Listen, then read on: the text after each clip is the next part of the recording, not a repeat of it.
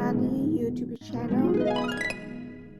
16th century, if you walked into an apothecary in Europe with a severe nosebleed or a persistent cough. Or even just a nasty bruise, really. Yeah, exactly. The pharmacist wouldn't just hand you, an herbal tincture or willowbrook tea. No, definitely not. They would likely hand you a jar of ground-up human remains. Welcome to the deep dive. Today, we are looking at a historical piece by Bill Shutt, and it explores a topic that, honestly, most people only associate with true crime or, like, zombie movies. Right. It's cannibalism. We are looking at the surprisingly complex, entirely factual history of cannibalism. And, okay, let's unpack this because it's a lot. It really is. It is a subject usually shrouded in visceral disgust. I mean, naturally. Yeah. But if we want to actually understand human history, we have to look past the horror tropes. We have to put on our objective hats and examine the data, the anthropology, and the historical records objectively, no matter how uncomfortable the subject matter might be. Right. And before we get into the actual mechanisms of why European doctors were prescribing pulverized mummies, I want to share a quick note with you, our listeners. Yeah, this is important. Because we know you're tuning in today partly to master the exact pronunciation of some of these really complex English words and phrases that pop up in this historical context. The vocabulary here is definitely dense. It is. So we've got you.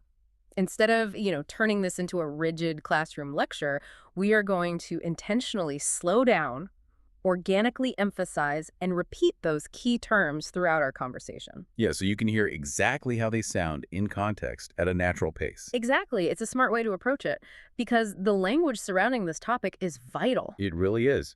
In fact, if we want to understand the history of this practice, we have to start by looking at a word.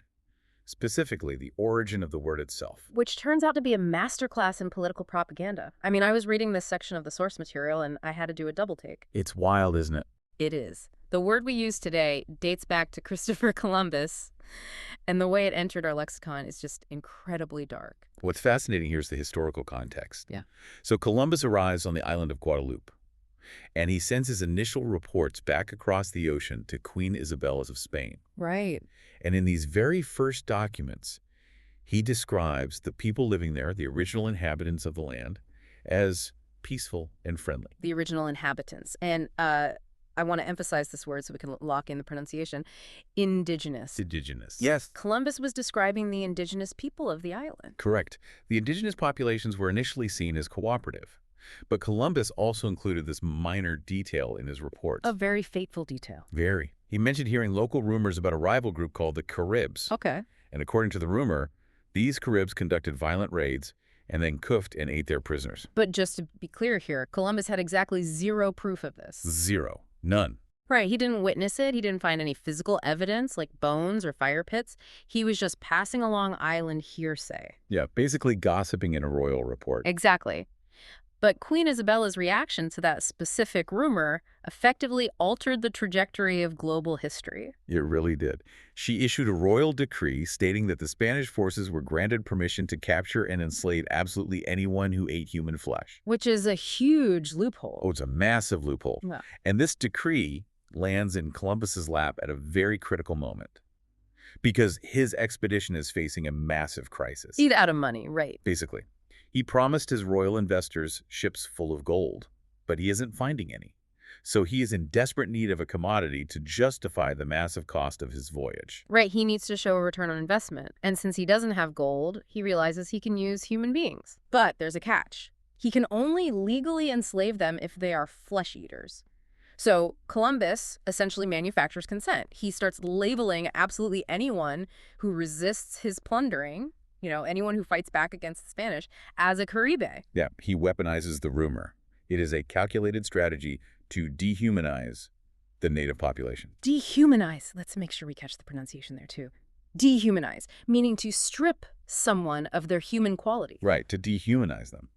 By stripping them of their humanity and painting them as savage monsters, he bypassed the Spanish crown's legal protections. It's just sinister. It is. The goal was to dehumanize them so thoroughly that enslaving them felt like a righteous act rather than a crime. To dehumanize an entire population based on a rumor, just to balance a ledger. It's basically the 15th century equivalent of a massive state-sponsored PR spin. That's a great way to put it. And linguistically, the word just mutates from there. Right, so tell us about that progression.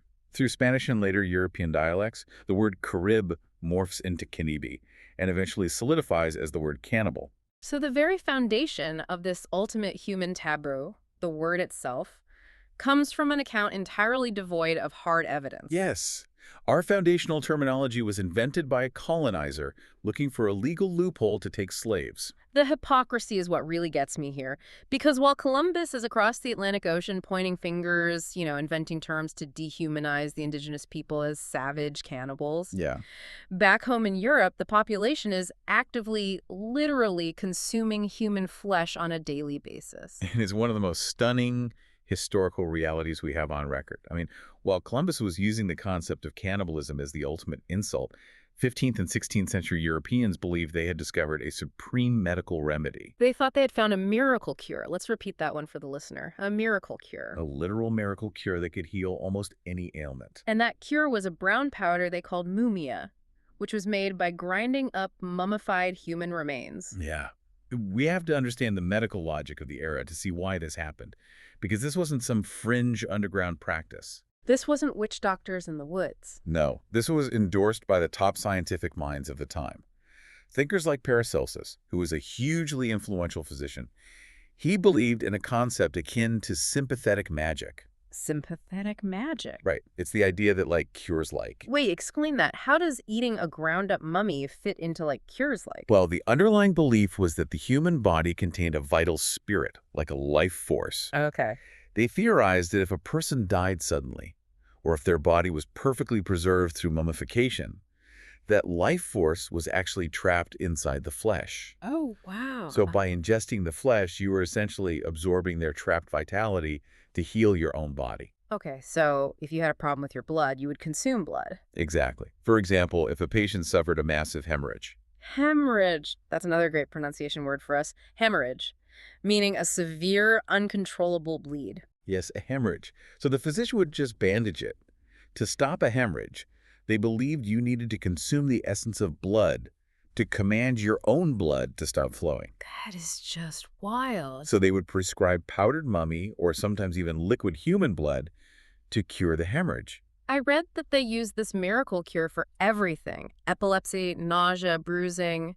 I mean, you could mix the powdered human flesh into your daily tea. You could make it into a salve to rub on your skin. Or you could just eat it straight from the spoon. Wow. And the demand was astronomical, right? It was. Because it was viewed as legitimate medicine, apothecaries just couldn't keep mumia on the shelves. Initially, they were importing stolen mummies directly from Egypt. Right. But there is a finite supply of ancient Egyptian royalty. Eventually, you just run out of tombs to rob. So what did they do? The demand for this miracle cure obviously didn't drop. No, it didn't. So local opportunists stepped in to fill the market void. When Egyptian mummies became scarce, they started robbing European graves. Oh, that is so grim. Yeah. They would steal freshly buried bodies, dehydrate them, process them, and sell them as mumia. It's just a profoundly macabre supply chain, like some modern wellness fad, but incredibly dark. And mumia wasn't the only thing they were ingesting either. Not at all. The source material details how they use human liver, gallstones, and oil distilled from human brains. Right, the processing was very extensive. They were even treating illnesses with pulverized hearts. Let's highlight that phrase. Pulverized hearts. Pulverized hearts, meaning entirely crushed to a powder. Right. Imagine walking into a pharmacy today and just being handed a jar of pulverized hearts. It's unthinkable now. Bones, pulverized hearts, distilled brain tissue, all of it was categorized and sold for specific ailments. And what truly shocks modern readers is the timeline here. Yes. I was floored by this detail, because this wasn't a brief fad that lasted a decade. No, the use of mumia continued for hundreds of years. It was listed in the Merck Index, which was a highly respected mainstream medical encyclopedia, well into the 20th century. The early 1900s. We were literally on the verge of discovering antibiotics, and authoritative medical texts still referenced human remains. That just blows my mind. It perfectly illustrates how powerful framing is. We call this medicinal cannibalism. Because when an action is cloaked in the authoritative language of science and medicine, society can completely normalize a practice it would otherwise consider utterly abhorrent. So because they called it a miracle cure for a hemorrhage, eating pulverized hearts didn't feel like cannibalism to them. It just felt like healthcare. Exactly. The context completely changes the morality of the act in their minds. But, that makes me wonder about other contexts. If Europe normalized eating human flesh by calling it medicine, how did other cultures throughout history normalize it? Well, the historical record shows us that humans have normalized this practice under a variety of extreme but deeply human circumstances. The most universally recognized, of course, is survival. Right, survival cannibalism, like the Donner Party or the rugby team that crashed in the Andes in the 1970s. Yeah, exactly. When people are trapped in terrible famines or brutal military sieges or ill-fated expeditions, biology simply takes over. It's a binary choice. You consume the bodies of the dead, or you starve to death yourself. But survival is driven by sheer desperation, right? It's the biological imperative to live. What is far more complex, I think, and frankly more challenging for us to comprehend, are the cultures where consuming human flesh was driven by profound love, respect, and devotion. Yes. Which takes us to China. The source material highlights a highly specific, socially accepted practice with a written record spanning nearly 2,000 years. 2,000 years. Yeah. It peaked during the Tang and Ming dynasties, and it was deeply intertwined with the prevailing philosophy of the era, which was Confucianism. Specifically, the core tenet of filial piety. Filial piety, the absolute respect and devotion a child owes their parents. Which brings us to our next pronunciation phrase, filial cannibalism. Filial cannibalism. Filial meaning relating to a son or a daughter. And this filial cannibalism is completely different from anything we've talked about so far. It really is. It is entirely unique because it involves the living. In this deeply entrenched tradition, adult sons and daughters would voluntarily offer a piece of their own flesh to a severely sick parent. Usually the adult child would cut a piece of flesh from their own thigh, right? Or sometimes offer a finger. Yes, thigh or finger were the most common. And they would then cook it into a broth or medicinal soup and serve it to their parent. Now, to be clear, the child didn't usually die from this. No, it wasn't fatal to the offspring. But it was About the agonizingly YouTube channel. painful. And they didn't do this for a common cold. This was done when all other medical options had completely failed. It was the ultimate sacrifice. When doctors walked away, this was the last-ditch attempt to save the person who gave them life. A last-ditch attempt. Let's make sure we hear that clearly. A last-ditch attempt. It's an act of total desperation. This filial cannibalism was a last-ditch attempt to prove their devotion. Right. And we have to look at the mechanism of why they believed this actually worked. According to the medical and philosophical texts of the time, the flesh of a devoted child was thought to contain a pure, revitalizing energy. Okay, so it wasn't about the protein or the calories. No, not at all. It was about the metaphysical transfer of life force from youth to age, powered by the virtue of the child's sacrifice. I was thinking about this, trying to put myself in their shoes, and honestly, it reminds me of the extreme lengths we go to for love today. How do you mean? Well, if my parent was dying of renal failure, I would absolutely go into a hospital and have a surgeon cut out one of my kidneys to save them. That's a very good point. The physical action is different, obviously. We use sterile operating rooms and anesthesia now. But the driving human emotion is exactly the same. It's pure love, just expressed through a vastly different cultural framework. That is a highly accurate comparison. It highlights a critical concept here, which is human intent. The intent behind filial cannibalism was supreme empathy. But this raises an important question about the friction between our emotional intent and biological reality. Okay. Love and respect can drive a behavior, but biology does not care about our cultural frameworks. And there is no more tragic example of that biological reality than what happened among the 4 people in New Guinea. Absolutely. Up through the mid-20th century, the 4 people practiced a culturally sanctioned form of consuming the dead. But again, this wasn't about medicine, and it wasn't about starvation. No. This was fundamentally about grief. Which brings us to our final phrase for pronunciation today.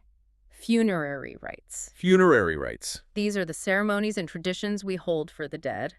And for the 4 people, their funerary rites involved cannibalism. The source material notes that these funerary rites were deeply spiritual. Members of the community would often make their wishes known long before they died. Really? Like a will? Kind of, yeah. They would specifically request that their family members gathered to consume their body after death. But why? What was the belief behind that? Because for most of us, burial or cremation is the standard, you know? Well, to the fore, burying a loved one in the cold, wet ground where they would rot or be eaten by insects was considered horrific. Oh, I It see. was profoundly disrespectful to them. By consuming the body, they believed they were keeping the deceased person's spirit alive within the living community. Wow. It was a way to absorb their wisdom and honor their memory. And the women of the tribe primarily prepared the bodies, and they, along with the children, were the main participants in the consumption. The intent there is just genuinely beautiful. Supreme respect, supreme love. You don't want to let them go, so you literally make them a part of you forever. It is beautiful in intent. But like you said earlier, biology doesn't care about intent. Tragically, it doesn't, Mm. because these funerary rites inadvertently facilitated the spread of a horrific fatal disease called kuru. Right. By honoring their loved ones through consumption, the community was unknowingly passing a deadly pathogen among their own families. Can you explain the mechanism of Kuru? Because I know it was wiping out huge portions of their population, particularly the women and children who are participating most heavily in the funerary rites. Yes. So kuru is a neurological disorder. It belongs to a class of diseases caused by prions, which are basically misfolded proteins. Okay. It is very similar to what we know as mad cow disease. Prions are heavily concentrated in brain tissue and the central nervous system. Right. So when the four people consume the brain of a deceased loved one who's infected, those misfolded proteins enter their own systems. And those prions essentially turn the brain into a sponge, right? They cause the brain to degrade rapidly. Yes, it leads to loss of coordination, tremors, and inevitably death.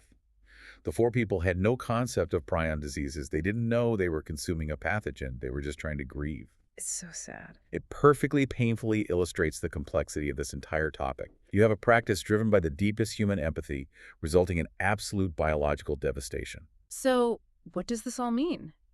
We started this deep dive looking for the true historical practices of cannibalism, trying to draw a neat line around the topic. And what we found is that the map is entirely useless. Totally useless. There is absolutely no single history here. Human behavior defies simple categorization. It's all over the place. I mean, it is 16th century Europeans swallowing powdered mummies as a miracle cure to stop a hemorrhage. Right. It is desperate, starving explorers making unthinkable choices on snowy mountains.